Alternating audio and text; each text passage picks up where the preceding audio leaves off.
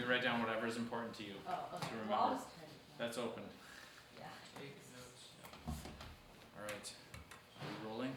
We are rolling. All right. Well, today we digress from our historical narrative that we've been covering mostly for the first 8 weeks, and we're actually shifting into covering the law and the tabernacle this evening. It's going to be a little different than normal.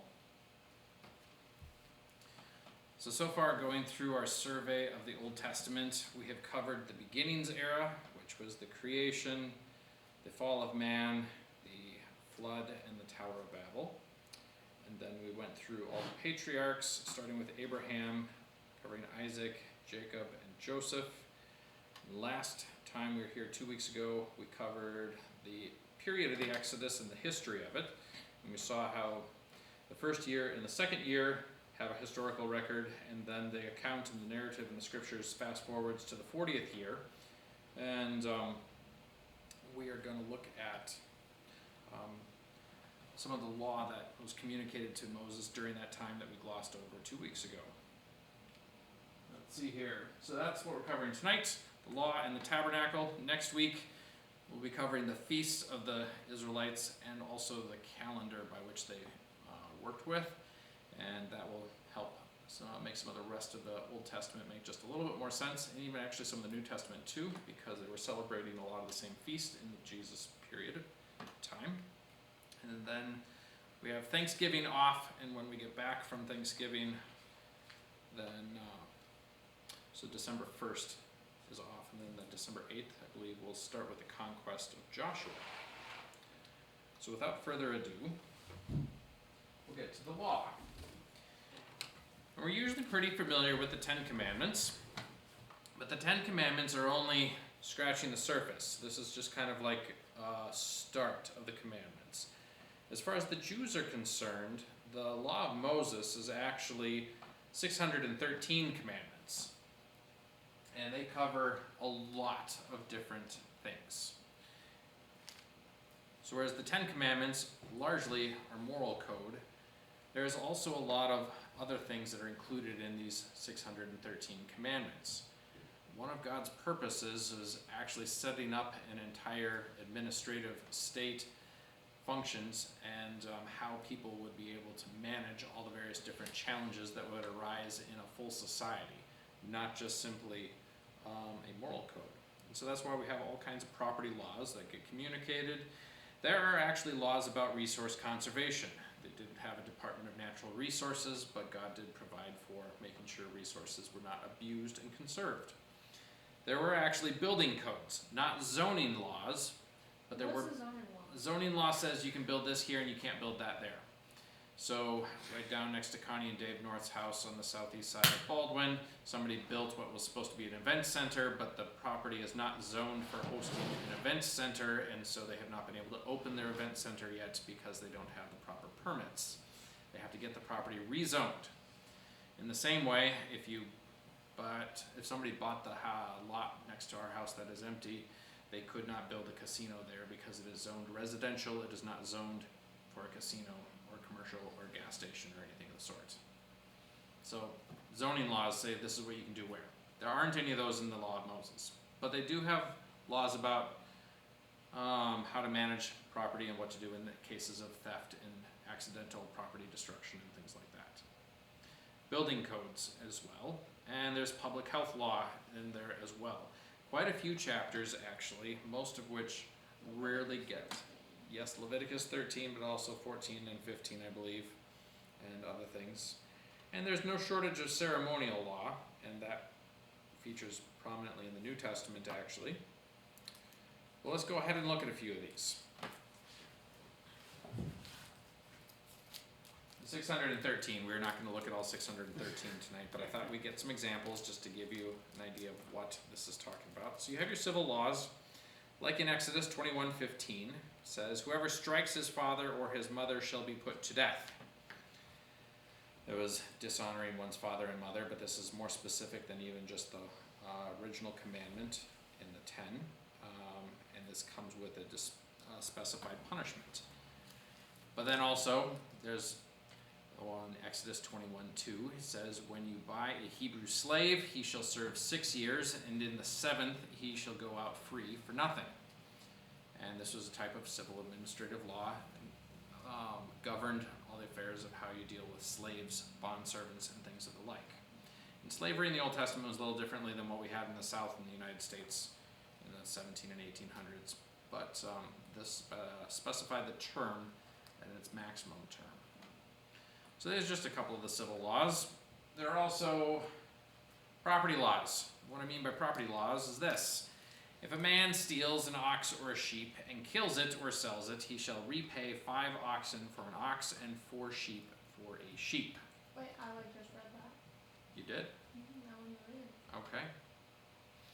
It kind of be like the Amish asking for phones in our house and like asking if we can put a phone in our garage so they can use it. But they don't want to pay. Yes. Yep. And then in Exodus 22:5 it says, "If a man causes a field or a vineyard to be grazed over, or lets his beast loose, and it feeds in another man's field, he shall make full restitution from the best of his own field in his own vineyard." So this is another type of theft or property destruction. You let your animals that belong to you run riot over your neighbor's field, you're liable for their devastation and destruction, and you have to make good on it from what is your own. These types of laws were not actually all that common back in the day. The Egyptian laws that they came out of were a bit different, but there's an awful lot of emphasis on property rights that come across in the law of Moses, because if somebody else can destroy what you have and get away with it scot-free, or take it and get away scot-free, society is not very prosperous. And that is actually something that has maintained itself in our English legal tradition today, is a very strong emphasis on property laws. And there is lots and lots of more of those. So the resource conservation laws, there are not very many of them, but here's a couple of them. Deuteronomy 22:6 says, "If you come across a bird's nest in any tree or on the ground with young ones or eggs, and the mother is sitting on the young or on the eggs, you shall not take the mother with the young." So that means you can take the young but not the mother? And take the young but not the mother, so that you still maintain the breeding population and you don't destroy the source of that animal in the next generation. So you can't take them both. You take the eggs, you can't take the mother. And this is something similar to the way they managed the deer herd a while back. They used to say you can shoot any buck, but you can't shoot the does because they're trying to build the deer population. And then they've shifted that a little bit because now they have a large deer herd. Like, all right, please shoot does. We have too many of them. We don't need as many. Another example is in Deuteronomy 20, verse 19. "When you besiege a city for a long time, making war against it in order to take it, you shall not destroy its trees by wielding an axe against them. You may eat from them, but you shall not cut them down. Are the trees in the field human, that they should be besieged by you?" And this, I'm all for the trees. you're all for the trees. Yes, we already established that this evening. Yes. It's funny that this one comes up here. But this actually is a soil conservation principle. If you destroy the trees in an area, you will devastate the soil, and the land will no longer be as productive. It will not hold on to as much water. You'll have dust bowl issues like we had in the 1930s in the United States. Lots and lots of issues can arise. So there's just a handful of those in there, but God actually did concern the Israelites with some of those. So is that just saying don't like devastate a tree population for the heck of doing that, or is that saying don't use the tree, cut down the trees to use? They weren't supposed to cut down all the trees. Specifically, they were supposed to leave the fruit trees. Okay. But that's going to be the majority of the trees around a city. Alright, So, Oh. The Dust Bowl sounded pretty bad. yep. Yep, it didn't go well for them. And the Middle East is known for having really bad soil conservation issues that have piled up for 6,000 or 4,000 years now. So God knew what he was talking about, and one of the things that the Jews did when they started resettling in the land of Palestine 130 years ago was start a bunch of soil and land conservation programs, reforesting the land of Israel and planting trees. And you can actually look at the Google Map photos of Israel, and you can see precisely the line between the Gaza Strip and the land of Israel, because there is green and then there is desert. And you can also see it between the West Bank and between Israel, and that's a jagged line, and you can see that jagged line very clearly because Israel has been reforested and the West Bank has not been reforested. I imagine its surrounding neighbors have also put much effort towards. Not a lot of reforestation going on in the Sinai Peninsula because of minefields. So, building codes. There's not nearly as many building codes in the Law of Moses as you will find in City Hall in the village of Baldwin today, but there are a few. And usually it's with the idea of preserving life. So, Deuteronomy 22:8 says, "When you build a new house, you shall make a parapet for your roof." That is a wall that comes up about yay high that acts as a railing, so that you may not fall, or that you may not bring the guilt of blood upon your house if anyone should fall from your roof. Doesn't that make it so that rainwater can't drain off your roof though? You have to leave a drain spot for the water to drain off, yes. So, I like that law. yes, I like railings as well. I like them to be 42 inches high. 36 inches high is not high enough. I agree. 48 is not bad. 42 at a minimum. And so this was specified specifically so that people would not accidentally die. And there's a lot of building codes that are based around the idea so that there's not accidental injury and death. Then there's another one. And this is in Leviticus 14, the slime mold chapter, but it says, if the disease, and this is talking about a slime mold, which they referred to as leprosy, actually. They perceived mold issues as being a leprosy issue. It says, if the disease breaks out again in the house after he has taken out all the stones and scraped the house and plastered it, then the priest shall go and look, and if the disease has spread in the house, it is a persistent leprous disease in the house, it is unclean. And they were supposed to tear the house down and haul all the stones away and throw it into an unclean spot, the community latrine. And they were not supposed to live and persist in a house that was infected with mold. And you know, we have mold issues in our houses today too.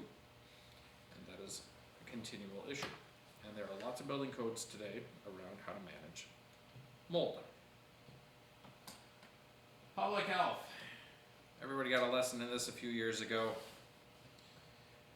Leviticus chapter 13, the infectious disease of the day was not a respiratory virus, it was leprosy, and all of its various different forms, more than just what we know of as leprosy today. This was probably lots of different rashes and skin issues. It says, when a person has on the skin of his body a swelling or an eruption or a spot, and it turns into a case of leprous disease on the skin of his body, then he shall be brought to Aaron the priest or to one of his sons the priests. And then the whole chapter continues on this, but in verse 4 it says, if the spot is white in the skin of his body and appears no deeper than the skin, and the hair in it has not turned white, the priest shall shut up the diseased person for 7 days. So they had quarantine provisions in the days of Moses, specified by God 3,500 years ago. And we went through similar measures just a few years ago, and much has remained the same. Now, the public health laws and protocols of the Israelites were light years ahead of the Egyptians, and reading through them today, realize that they're, I don't know, we learned about them last year in history. Yeah, Mr. Schmieder was all out describing their health system. It was the health system of who? The The The Egyptians. Egyptians. for the lack of. Lack of health, yep. They did not know how to cure disease. They No. did not have a working germ theory. No. No. Yeah. Yeah, that's one of the amazing things about the Law of Moses is that it does not specify germ theory anywhere in it, but it is heavily informed by the idea that diseases are spread by germs. And it is quite amazing how much wisdom they have in it. So much so the CDC wasn't able to improve on it much a few years ago. But as you can see here, since the sick people were supposed to go to the priests. The priests end up becoming the doctors and the medical professionals of the whole of society. And this would have passed on probably to the Levites as well, if not just the priests. But that helps, cause they're spread all throughout the land. The Levites are spread all throughout the whole land. Very true. And last but not least, in the laws of Moses, we have all the ceremonial laws. So Leviticus 19:5 says, "When you offer a sacrifice of peace offerings to the Lord, you shall offer it so that it may be accepted. It shall be eaten the same day you offer it, or the day after, and anything left over until the third day shall be burned up with fire." And again in 21:10, "The priest who is chief among his brothers, on whose head the anointing oil is poured, and who has been consecrated to wear the garments, shall not let the hair of his head hang loose, nor tear his clothes." Does anybody know what tearing of the clothes was symbolic of? No, not being unclean. Being sad, Yeah, being in mourning officially. because people would tear their clothes and put on sackcloth. Yep, put on sackcloth and ashes. They were in mourning. So these were a few of the ceremonial parts of it. There's all kinds of sacrifices that were to be offered. There's right and wrong ways to offer these sacrifices. A lot of them were not just the atonement sacrifice. There was lots of other types of offerings that were specified, and all their details. That's the ceremonial law that we no longer follow because Jesus was the sacrifice. So 21:10 is kind of like a morale thing, because if he's like doing stuff that's similar to the people who are sad do, that there's an issue. I'm not sure. Aaron's two sons got burned by fire and died, and Aaron was commanded not to mourn for them because he was the high priest. I have not put thought and time into considering why it was the high priest was not to be in mourning. So, maybe another day I can answer that question. Any thoughts, comments, or questions on the laws? A brief overview. Alright. So next we're going to look at the tabernacle. I have a handout because the written description is much more challenging to understand than just looking at a picture of it. Yeah, I just finished reading it again, and it's still, I've read it 100 times and it's still just like, huh? Yep. That makes perfect sense, trust me. Alright, you have that. You can hang on to it now.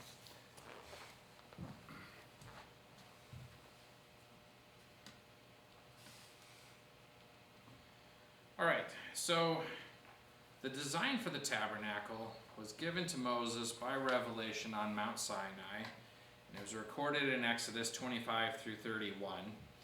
Moses comes down, he has to deal with the golden calf and fix all that, and then the Israelites build it, starting in Exodus 35.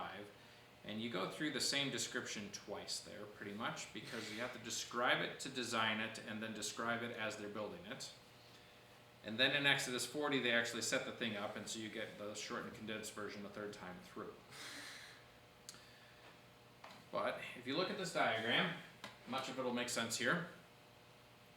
So in the top right corner, you'll see the size of it in comparison to an American football field.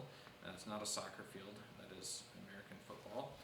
And it is just a little less than half of the length overall, and that's including the outer court there. Everything that's inside the curtains. So, starting from the entrance curtain, which was on the east side, I believe, you go in, and the first main thing that you see is the brazen altar, and that is an altar that was built out of wood and then overlaid with bronze so that it would not burn while you're burning up the altars, or all the offerings.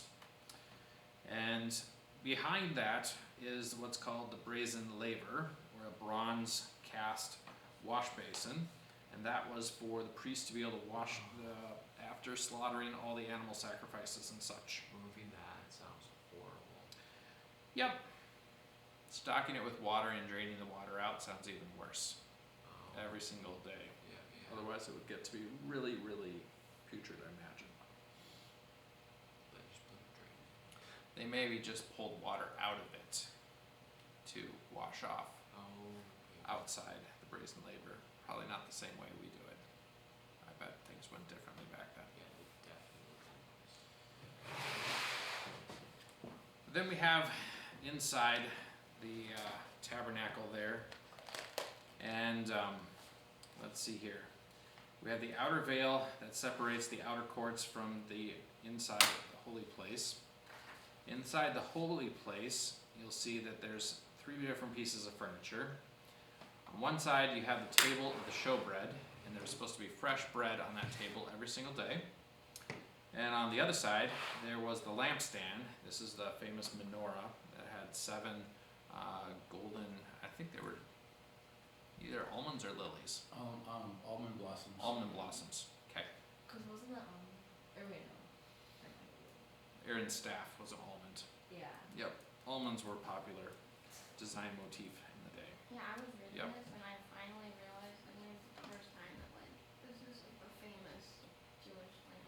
Yep, the famous Jewish lamp. Mhm. And then up next to the curtain on the inside there is the altar of incense. And that's where the priest would offer incense, which was actually symbolic of prayers. But there was a specific recipe that was prescribed for the incense, and it was not to be copied or used for anything else in Jewish society. And that would be an offering that was offered every single day. Behind that curtain, you have the Ark of the Covenant, and that is known as the Holy of Holies, or the Most Holy Place. And the priest would only go in there once during the course of the year.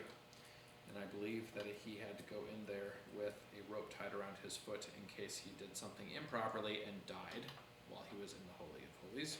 They could pull him out without somebody else having to go in there. Was that like actually the law of Moses, or is that just? It was not in the law of practice? Moses. That was their practical way of solving that problem, because otherwise you have a dead body in the Holy of Holies and nobody can go in there to get it out. But it's That's why- unclean And it's unclean in a Yeah, clean Part of the reason place. why God told, I believe, why God commanded there to be bells hung on the hem of the ephod that the priest had to wear in there, so that if they stopped ringing, Something's wrong. he ain't moving. Yeah, there's a sudden crashing ring and nothing silence after that. Yep.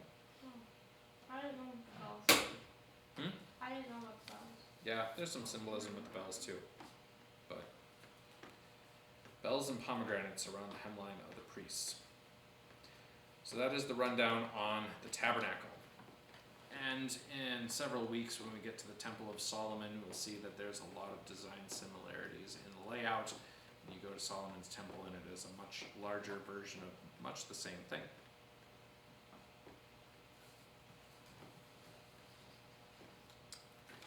Let's see here. Here it says the outer covering is made out of badger skin, but I was reading it said porpoise skins. It's like, That's a word that nobody knows how to Exactly. translate. It's a skin of some unidentified animal that is. It's only used in that one place in the whole Bible, so nobody has any other context by which to interpret it accurately. Manatees, porpoises, sea cows, badgers, you name it, it could be anything. Some sort of critter that was apparently available in large numbers in the desert near the Red Sea. Yep. So, I mean, that's decent number of critters. Yep. alright, so this is another graphic that shows the layout of the tabernacle. This one's not to scale, but it does have the north, south, east, and west arrangement on there. Facing the east is the way everything was designed. And Solomon's temple went the same way. I'll have this handed out. The photograph was actually kind of accurate. No, it's spot on is what it is. I can show that to you later, Anna, if you want to see. I don't need that. Alright. So just like the tabernacle gets designed or described in detail, so too do the high priest garments. Do they still wear those? There is not a high priest.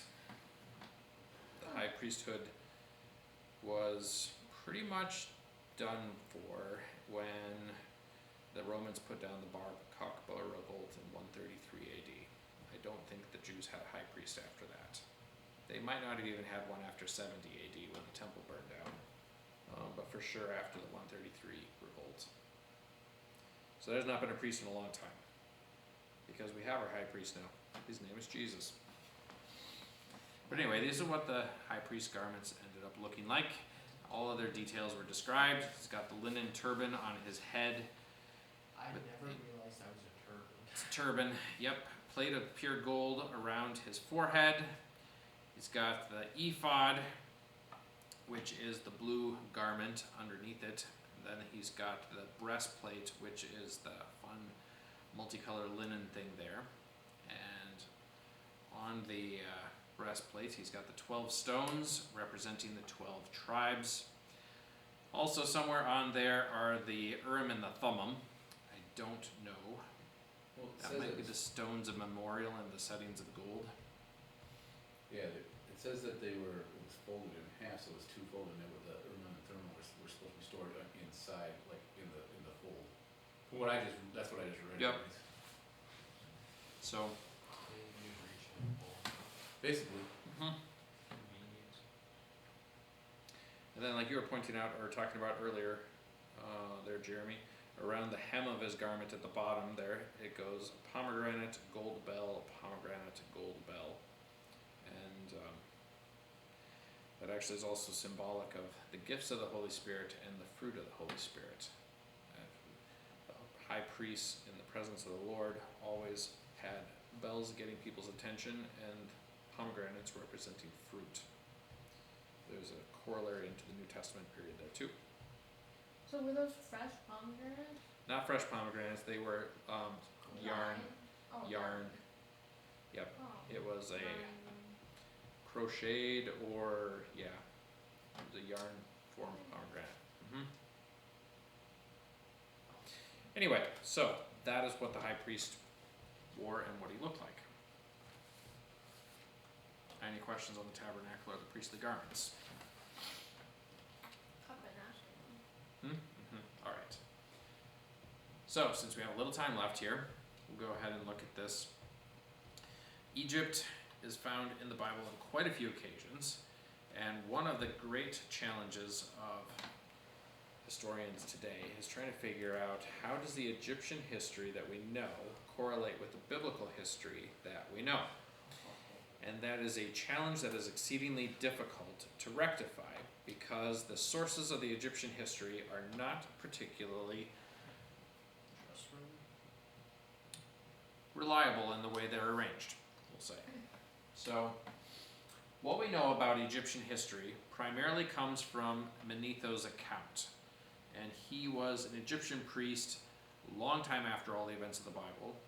285 to 246 is when he was, whereas when Ptolemy II was reigning, and when this guy wrote down this. So this is after Alexander the Great ruled and died. The Ptolemies in Egypt were the kings of the south, as mentioned from Daniel chapter 11. And the Macedonians were the new people on the block, and they had just conquered all these ancient civilizations, including the Babylonians, the Assyrians, the Persians, the Medes, and people over in the Indus River Valley, and the Egyptians. And all of these different peoples were trying to communicate the history and their culture to the Macedonians by writing up a history in Greek, which is why it's preserved to today. Was he wrong? Plato was not one of them. He was a Greek philosopher, but it was from close to this time frame. So Manetho was the one in Egypt who took it upon himself to write the history of Egypt, and he arranged the history of Egypt into 31 dynasties, which were then used for creating the Egyptian chronology. The sad thing about his work is that we don't have it anymore. It is not extant. It was lost probably in the fires of the Library of Alexandria. And so what we know about it is only preserved in excerpts from other histories and other people who are quoting it, either in support of it or not in support of it. And some of those were even quotes of quotes. So one of those was actually by Josephus, who was a Jewish historian in the generation after Jesus lived. And he wrote this book called Against Appian, so it was kind of one of those scholarly debates that was going on in Josephus's day, and he quoted from Manetho quite regularly through the course of that book, but it doesn't give the entirety of Manetho. And then another guy by the name of Sextus Julius Africanus wrote about and quoted from Manetho, as did Eusebius.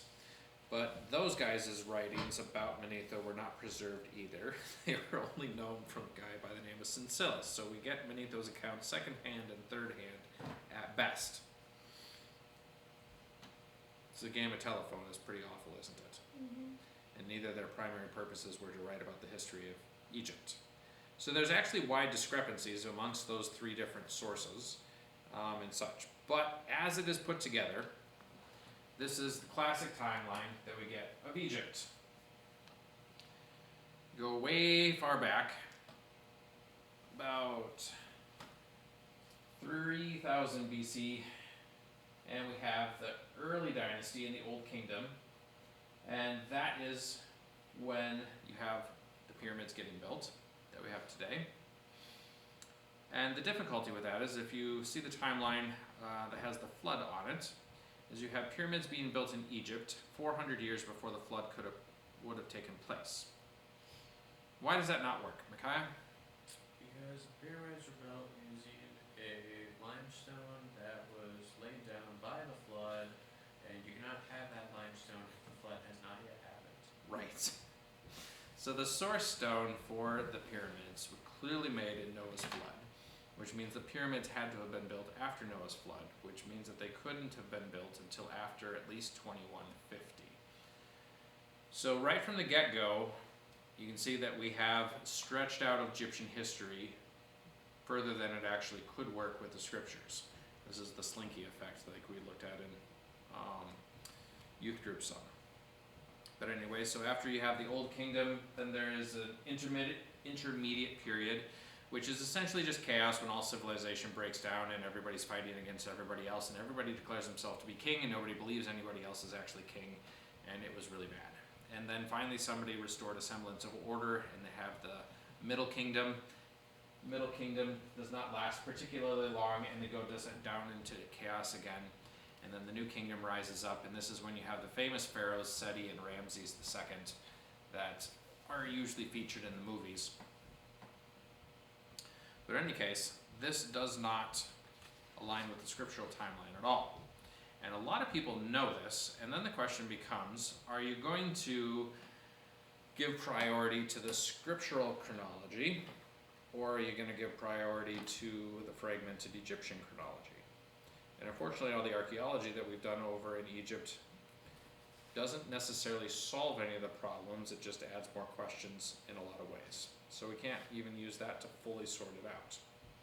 And there's a lot of conversation going on as to how this can get fixed, and I'll just show you one potential resolution of it. A guy by the name of David Down, I think, came up with a new chronology where he just hypothesized that the dynasties are not actually meant to be consecutive the way that everybody has understood it in the past. One dynasty ending and the next one taking over, and that there may actually be a fair amount of overlap in them. And in the periods of chaos, this is actually a lot easier to believe, because usually you have one dynasty reigning in one city and another dynasty reigning in another city. And that they would be reigning at the same time and fighting against each other would make a lot of sense. But there's just so little known from those periods that it's hard to verify if they were or weren't. Then there's another dynasty, I believe it's the 13th dynasty, and this is one where archaeology actually does inform us to some extent, because you can usually dig up a tomb related to each of these dynasties, except the 13th. There is just nothing that they have found. Who was that? I don't know who's in the 13th dynasty. There's like 15 or 20 pharaohs, but nobody has been found, and so it could be a completely mythical dynasty that didn't exist. Because it was also the conflict of each person writing down their history beneath trying to make their civilization out to be the oldest. Yep. And one of the interesting things about Egyptian history is that Herodotus, the Greek historian, actually wrote a fair amount about Egyptian history before Manetho, a couple hundred years beforehand.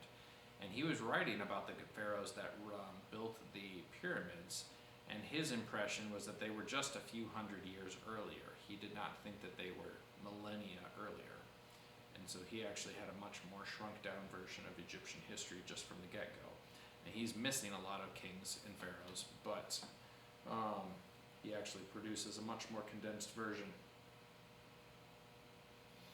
But anyway, one of the ways that you can shrink out some of the time and make it align more with the scriptural account is just by interpreting some of these dynasties to be overlapping, and then you remove a lot of excess years.